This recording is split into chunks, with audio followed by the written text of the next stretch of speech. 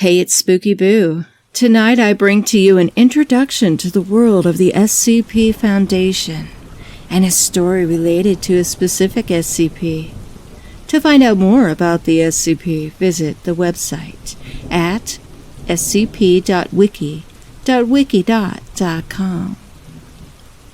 Join me tonight to watch Creature Features on YouTube, where we chat about the host, Vincent Van Dahl, and his fun co-hosts, Tangela and Livingston. It's never a dull moment at the Polter Mansion. Stop by tonight and say hi. Get the link and time in your area at www.creaturefeatures.tv. After tonight's story, please let me know what you think by leaving a comment. You can also follow me on social media. Grab the links to Instagram, Twitter, and Patreon at www.scarystorytime.com. Now let's begin. Do the names CIA, FBI, or NSA mean anything to you? What about the MIB? Well, there is something even more secretly disturbing out there that you might be unaware of, although there are many rumors as to its existence. In fact, after the web became more popular, a decade after the turn of the century, people began to whisper about the SCP Foundation. What? You've never heard of the SCP Foundation? Where have you been? Like all government agencies out there to protect the general public, its goal is to serve and protect, just like your local police force. But I know, many of you bleeding hearts will find what the SCP has done in its existence might seem like cruel and unusual punishment. But if they weren't around, then you will find that many of the world's unknown creatures would take over and destroy the human race, or even planet Earth. All of these organizations have their own little acronyms to keep their identity mysterious yet easily remembered. I mean, we all know the NSA means National Security Agency, and the FBI obviously is the Federal Bureau of Investigation. And because of people like Art Bell, who study the unknown, especially in ufology and alien studies, the MIB is also known as the Men in Black. The MIB became popular throughout the 1990s. And then what happened? People made movies and books about their presence until it became a joke and unbelievable, just like the other organizations. God only knows what the UN actually does. I've heard rumors of world domination and slavery. So here we come upon the SCP. What exactly is the SCP? The words in the name make it pretty obvious. The purpose of the SCP is exactly what it means: secure, contain, and protect. But in all honesty, who are they protecting? Are they protecting the citizens of the world? Or are they protecting these unknown creatures, some with evil intent for world destruction? When an SCP is identified, it is taken as a prisoner and studied, similar to what happens to many inmates at a prison, and sometimes like in a insane asylum. Think of it as a very humane prison in some cases, but in others the inhabitants might as well be death row inmates or prisoners of war by an inhumane dictator. I'm not saying these types of individuals should be treated any differently in many cases, and be thankful some are treated as such, because if the most dangerous ones were to get out, then it is very possible you or I, or even humanity, might be its next victim. Let's take SCP-085 for example. SCP-085 is a safe object class. A class is a classification given to an object based on its danger to itself and society as a whole. Each SCP has special instructions to where they are contained within an organization.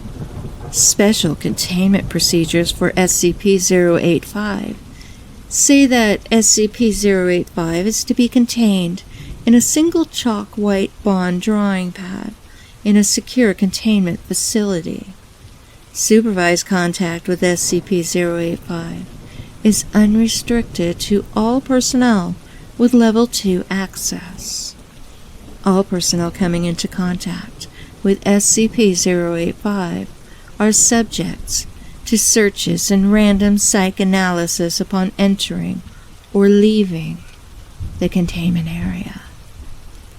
Absolutely no paper or canvas media are allowed to exit SCP-085's containment room. Any paper trash must be disposed of by incineration after careful inspection. Paper and art supplies are to be brought in only by authorized personnel. In case of fire, flames are smothered using a rapid atmospheric replacement and CO2 dumping system. Personnel are advised to quickly secure an oxygen mask and tank from the wall at the first sign of smoke and fire to prevent asphyxiation, as this procedure cannot be halted until all fires are suppressed. SCP-085 is the result of an experiment conducted between SCP-067 and SCP-914. I'll talk more about those later on another episode. Using SCP-067, Test Subject 110F drew a single female figure about 15 centimeters in height and 3.8 centimeters wide, in a summer dress with long hair pulled back into a ponytail, with the name Cassandra written underneath. The doctor proposed using SCP-914 on various settings on images created by SCP-067. Using the fine setting, the Cassandra sketch was transmuted into her present form, a sentient black and white animated young woman drawn in clean strokes. Further attempts to duplicate this result have been unsuccessful. SCP-085 prefers to be called Cassie. She is completely sentient and, as of date redacted, aware of her 2D form and her limitations in a three-dimensional world. Although her voice is inaudible, she has learned to communicate with SCP Foundation personnel through sign language and writing. SCP-085 may be communicated with by writing text on the paper she exists on. Personnel report that she is amicable and motivated, albeit lonely. SCP-085 can interact with any drawn object on the same page as if it were real. For example, she is able to wear drawn clothing, drive sketched cars, and drink painted beverages. Except for animals and people, any drawn object becomes animated when in contact with SCP-085, but immediately ceases and holds position once out of contact. Artwork initially depicted as in motion, such as ocean waves and swaying trees, animate to an equilibrium state and stay at rest until acted upon by SCP-085. SCP-085 has also demonstrated the ability to transfer from one sheet or image to another, as long as the two are flush. In the event SCP-085 enters a picture that does not support drawn objects, such as a repeating pattern, the picture is converted to a background image. SCP-085 perceives the picture as an endless plane of the image drawn upon it. At the present time, SCP-085 can only exist upon paper or canvas surfaces. SCP-085 cannot transfer onto photos, cardboard, glass, or parchment.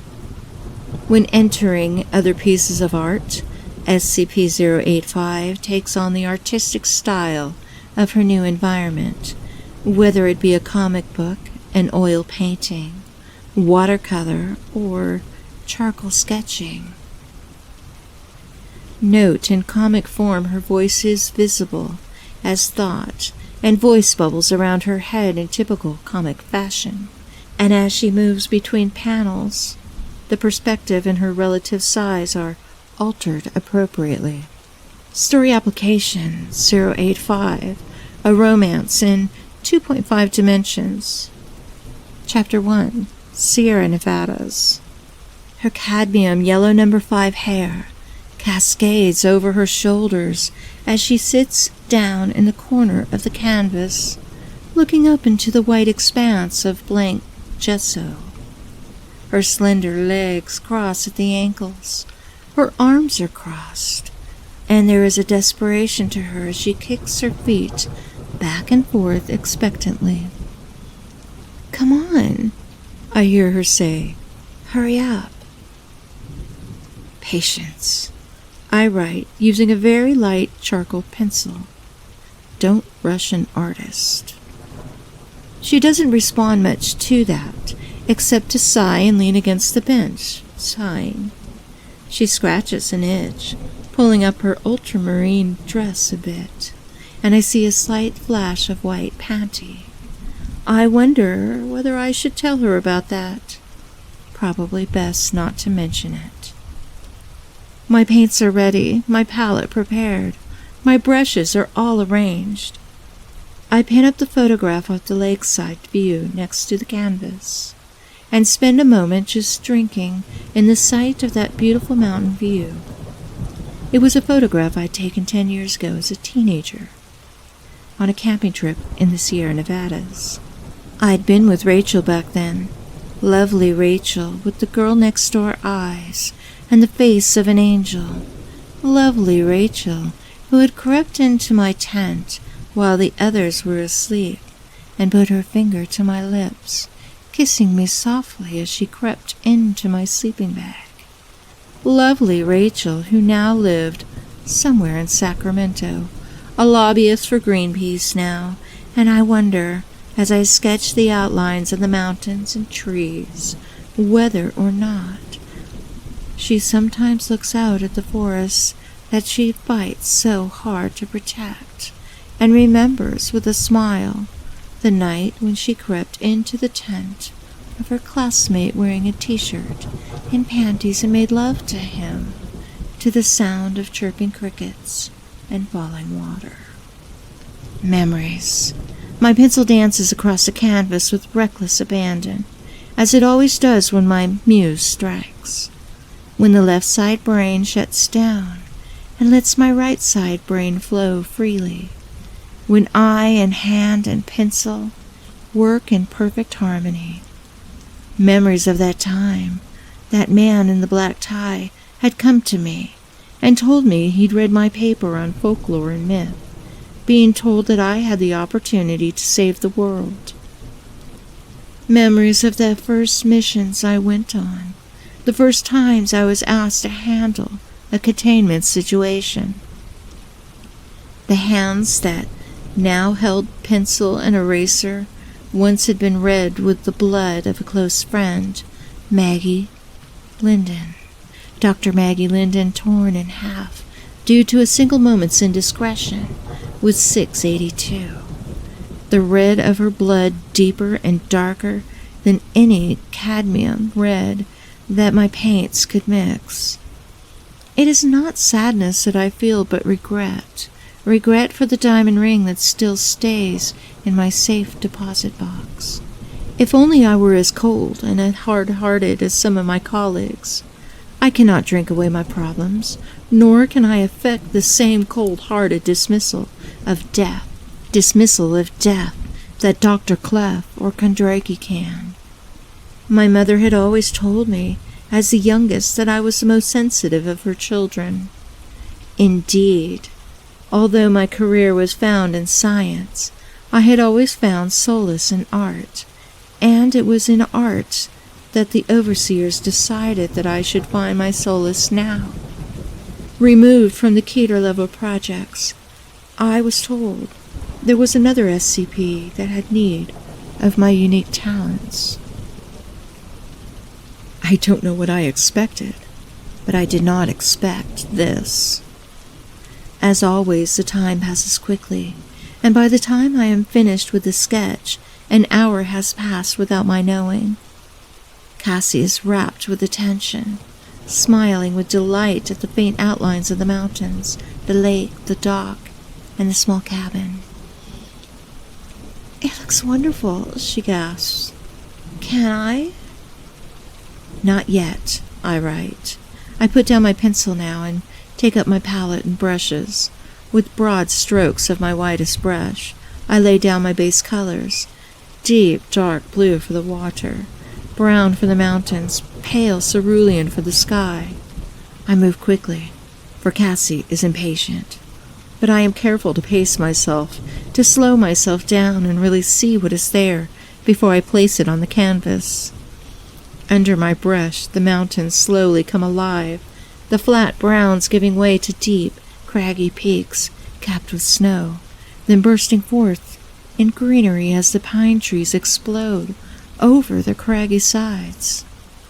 Down low, I take some time to paint out some more details on the closer trees. The broken branch on one, the bent trunk on another, the slight hint of wood rot on a third.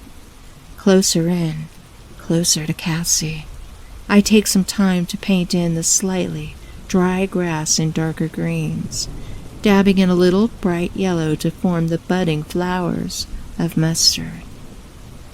Even as I begin to start on the lake, the painting begins to come alive. A soft wind rustles the high branches of the pine trees, causing dry needles to come drifting to earth, thickening the dark carpet of the pine needles under Cassie's bare feet. The lake, which had begun as a deep blue blotch of paint, quickly takes form under layers of lighter and lighter hues. Then, under highlights of pure white mixed with a hint of cerulean, to reflect the sky, little wavelets like the ones that had lapped at the sides of the rowboat that Rachel and I had drifted in for hours, form on the surface of the water and begin to move, to ebb and flow. I lift my paintbrush up and step back from the painting. Something is missing here. Something that is not in the photograph, nor in the painting. Something to make it complete. Cassie knows. "Can you paint me a dog?" she asks. "I want to dive in the water." I can't talk to her now, for writing anything to her would ruin the painting. So I respond by laying down 4 quick lines of black, then layering it over with brown and walnut. The dog is a bit rickety, and the piles appear to be a bit old, but that is part of its charm as well. I am tempted to add a mallard duck to the scene, but that would only remind Cassie of her loneliness. I settle for a leaf on the water, drifting across the lake, casting small ripples on the surface of the dark water. "Thank you," Cassie says, turning towards me and smiling. "It's beautiful." I sign my name in the corner in white paint and add a small "You're welcome" and a smiling face to my signature. Cassie gets up from the park bench and walks towards the lake, her bare feet crunching over the pine needles, seeming not to care about the rough ground, and I wonder whether it is because she never felt the true feeling of pine needles against bare skin that she does not know that it should hurt. It's a mistake to get distracted like that in my philosophical haze. I trip over my tray of paints, and my little tubes of burnt umber and vermilion scatter across the containment room. Fuck, I sigh. Getting down to my knees, I start rooting under the piles of canvases and papers, trying to gather up my various paints and supplies. I finally gathered up my last tube of cadmium red, and am arranging them in my box when I notice a flash of pale flesh on the painting. I turn and immediately turn away, blushing, as Cassie pulls off her blue dress and lets it fall carelessly onto the dock. Her bare back is pale and slender, and her loveliness is that of an Aphrodite rising from the sea foam as she takes the ribbon out of her hair and lays it atop her dress.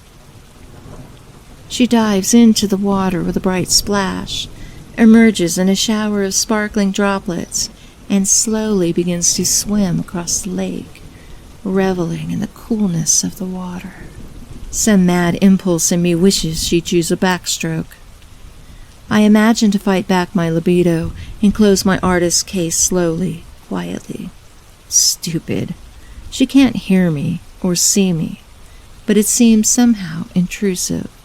When she is swimming bare naked through the lake, uncaring of what I might see, I am putting my palette away when I hesitate, realizing something that I had forgotten. I had just enough white left. I put my brush to paint and quickly add the missing element to the pile of clothing on the dock. Closing up my case, I leave the containment facility, swiping my card through the reader and turning out the lights as I go. Cassie will not mind. To her, the sun will stay bright and shining, the wind will always be cool, and the water will always be crisp and clean, until she was ready to go back home, to the sketch pad, left duct taped to one corner, to her usual world of monochrome blacks and whites. I wonder, as I head back to my office, why I did the last bit. Perhaps it would have been better just to leave her be, so that she would never know that I had seen her dive naked into the lake. Maybe it's just that it seemed unfair that I could see her and she could not see me. Or maybe it was just my way of teasing her. Perhaps, as a gentleman, I just didn't feel like leaving a lady to swim without a towel. Interlude. Agent Lassiter's performance, given his recent emotional troubles, has been exemplary. His psych reports show that although his mental state is distressed, he's become much less suicidal than before. In fact, we're lucky he might decide not to cut his own wrists with a razor and bleed out on... Let me start all over. Although Agent Lassiter remains in this state of emotional distress, he has made good progress in the last few months. I have every confidence that he will make a full recovery and return to field work. Yeah, and he'll lay low for a few months and then blow his brains out with a sidearm, and maybe take the team with him. Let me start over. Agent Lassiter is a fine operative. No, he was a fine operative. Now he's a fucking basket case, and rightfully so. The kid saw his girlfriend. No, she was his fiancée. Was she? I know he bought a ring, but did he ever manage to give it to her? Don't know.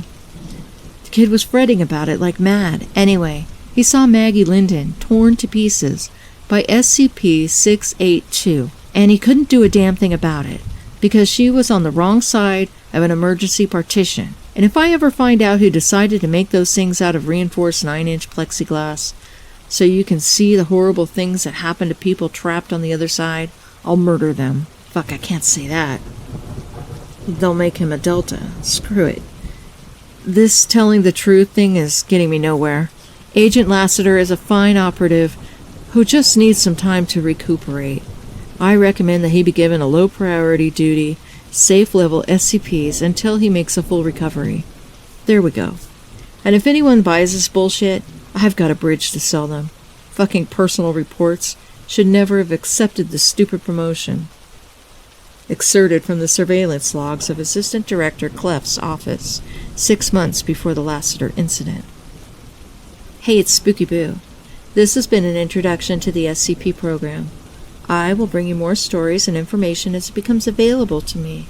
Some are spooky and some are quaint, while others can be simply horrifying. Stay tuned for more in the future, as well as more stories written by me, Spooky Boo, and other creepypasta and internet authors. That's all for tonight. I'll see you in your nightmares.